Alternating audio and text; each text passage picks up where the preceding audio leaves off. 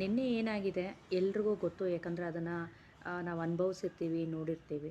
But ನಾಳೆ ಏನಾಗುತ್ತೆ, ನಮ್ಮ ಭವಿಷ್ಯ ನಮಗೇನು ಗೊತ್ತಿಲ್ಲ.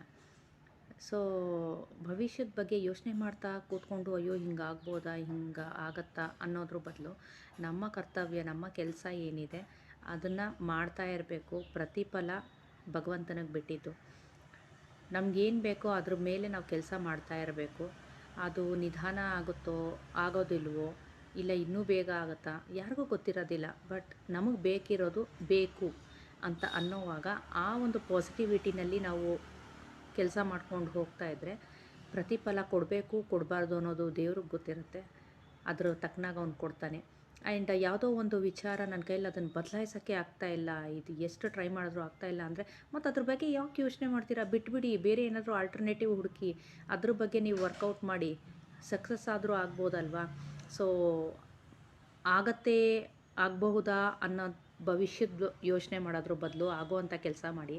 ಆಗೋದೇ ಇಲ್ಲ, ಇದು ಎಷ್ಟು ಟ್ರೈ ಮಾಡಿದ್ರೂ ಆಗ್ತಾನೇ ಇಲ್ಲ ಅಂತಂದರೆ ಬಿಟ್ಬಿಟ್ಟು ಬೇರೆ ಇನ್ನೇನಾದರೂ ಆಲ್ಟರ್ನೇಟಿವ್ ಕೆಲಸ ಮಾಡಿ. ಸುಮ್ಮನೆ ಟೈಮ್ ವೇಸ್ಟ್ ಮಾಡಬೇಡಿ.